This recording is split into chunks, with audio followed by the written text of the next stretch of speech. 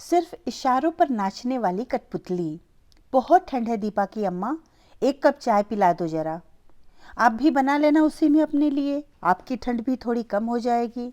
दीपा के बाबूजी सत्यप्रकाश जी अपने बिस्तर पर बैठे बैठे ही अपने चारों ओर लपेटी रजाई को थोड़ा और अपने से लपेटते हुए कहा, तो अभी अभी अपनी रसोई के काम खत्म कर रजाई में दुपकने की आस लिए दीपा की अम्मा सुशीला जी एक बुझी सी नज़र से रजाई की ओर देखकर लंबी आह और बर्फ से ठंडे अपने हाथ को अपने शॉल के अंदर छुपाते हुए वापस रसोई में चाय बनाने को चली गई। सत्यप्रकाश जी एक छोटे से गांव में स्कूल टीचर हैं और उनकी पत्नी सुशीला जी घर संभालती हैं।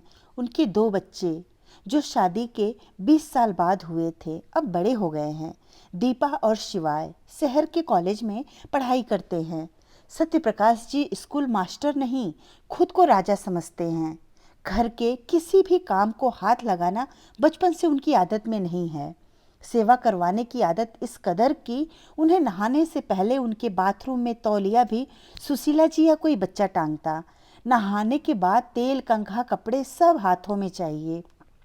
और गुस्सा इतना कि बिना चिल्लाए सुशीला जी को बातें सुनाए बिना शायद ही कोई दिन गुजरता हो। उन्हें मुस्कुराते हुए आज तक किसी ने नहीं देखा, यहाँ तक कि वो अपने बेटे से भी कभी मुस्कुराकर बात नहीं करते। अगर उनसे कोई कुछ बोल पाता तो वो है उनकी बेटी दीपा, क्योंकि एक तो दीपा घर में सबसे छोटी है, दूसरा उनका लगाव दीपा से कुछ ज़्यादा ही है। उनके चाय पीने के शौक जो न तो मई जून की चुभती जलती गर्मी देखता है, न ही दिसंबर जनवरी की कड़कड़ाती ठंड। जब मन होता है सत्यप्रकाश जी ऑर्डर फरमा देते हैं। बेचारी सुशीला जी 20 साल तक बच्चे न होने और उस बीच सत्यप्रकाश जी के दूसरी शादी न करने के बोझ से दबी उनके गुस्से के डर से बिना किसी शिकायत के उनके काम करती रहती।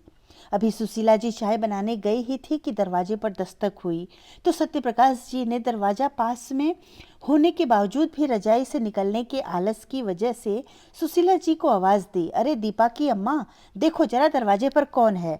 सुशीला जी ने दरवाज़ा खोला तो सामने दीपा को देखकर खुश होते हुए बोली, अरे बिटिया तुम इतनी रात को अकेली, अंदर आओ, जल्दी अंदर आओ, बहुत ठंड है ना बाहर। आने से पहले बता देती तो तेरे बाबा बस अड्डे आ जाते तुझे लेने। एक साथ इतने सवाल और सुझाव सुनकर दीपा अपनी हथेलियों को रगड़ते हुए अंदर आते हुए बोली, अरे अम्मा, हम तो अचानक आकर आपके चेहरे पर ये खुशी देखना चाहती थी, और अभी ज़्यादा समय थोड़ी ही हुआ है, सिर्फ 8 बजे हैं। बस ये दिसंबर की ठंड और घने कोहरे की वजह से यहाँ गांव में जल्दी सन्नाटा हो गया, इसीलिए ज़्यादा समय लग रहा है। तभी दीपा को देखकर सत्यप्रकाश जी खुश होते हुए बोले, अरे बिटिया आओ आओ, बहुत ठंड है बाहर, ये देखो यहाँ तुम्हारी अम्मा की रजाई पड़ी है, आकर छुप जाओ इसमें। सुनो दीपा की अम्मा, उसी चाय में जरा और चाय बढ़ा लो दीपा के लिए, ठंडा हो गई है हमारी बिटिया। अम्मा इस समय इतनी ठंड में चाय बना रही हैं बाबूजी? दीपा ने अपने पिताजी की तरफ देखते हुए पूछा। हाँ बिटिया, वो ठंड ज़्यादा थी ना, तो हमने सोचा चाय पियेंगे तो शरीर में थोड़ी गर्मी आ जाएगी, इसीलिए बनवाई थी चाय। अब तुम भी आ गई हो तो तुम भी पियो, देखना चाय पीते ही तुम्हारी ठंड भी गायब हो जाएगी। और अम्मा की ठंड बाबूजी? मतलब बाबूजी, आप कितनी देर से इस रज़ाई में बैठे हैं? पहले सवाल का मतलब समझने की जगह दीपा ने बाबूजी से दूसरा सवाल पूछ लिया, तो वो कुछ क्षण सोचते हुए बोले, यही कोई 6:30 बजे से मैंने तो खाना भी यहीं रजाई में बैठकर खाया है। यानी आप शाम से ही ठंड की वजह से इस रजाई में दुबके बैठे हैं। और अम्मा इतनी ठंड में खाना बना और सारा काम खत्म करके जैसे ही आई, आपने उन्हें चाय बनाने वापस रसोई में भेज दिए होंगे।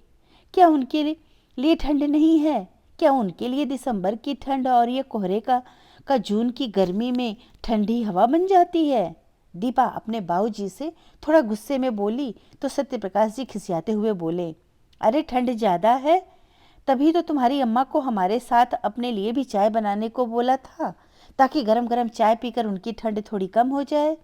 अच्छा, और फिर उनके बाद बर्फ़ से ठंडे पानी से चाय के बर्तन धोने से अम्मा को कौन सी गर्माहट मिलने वाली थी बाबूजी? कितना अच्छा होता कि आप अम्मा को ठंड से बचने के लिए अपने लिए चाय न बनवाते, उल्टा उनके साथ काम में थोड़ा हाथ बटाकर उन्हें भी जल्दी रजाई में बैठने का मौका देते। ये कहते कहते दीपा की आंखों में आंसू आ गए, जिसे पोंछते हुए दीपा फिर बोली, बाबूजी, आपको नहीं लगता कि सिर्फ आप ही नहीं, अम्मा भी बूढ़ी हो गई हैं? जितनी ज़्यादा ठंड अब आपको लगती है, उतनी उन्हें भी लगती होगी। जैसे अब आप थक जाते हैं, वो भी थक जाती होंगी। बाबूजी, आपने पूरी जिंदगी अम्मा की केयर नहीं की, कम से कम अब कर लीजिए, वरना आप खुद ही सोचो कि भगवान न करे, अगर अम्मा को कुछ हो गया तो आपका क्या होगा, क्योंकि आप तो अम्मा के बिना आधा घंटा भी नहीं गुजार पाते। बताइए, उनके बिना आप जिंदगी कैसे गुजारेंगे? दीपा की बातें सुनकर सत्यप्रकाश जी कुछ बोल नहीं पा रहे थे, क्योंकि उन्होंने सुशीला जी को कभी अपनी बराबरी का माना ही नहीं था। जो वो उनके साथ काम करते या उनके बारे में सोचते, उन्हें तो सुशीला जी उनके इशारों पर नाचने वाली कठपुतली भर लगती थी।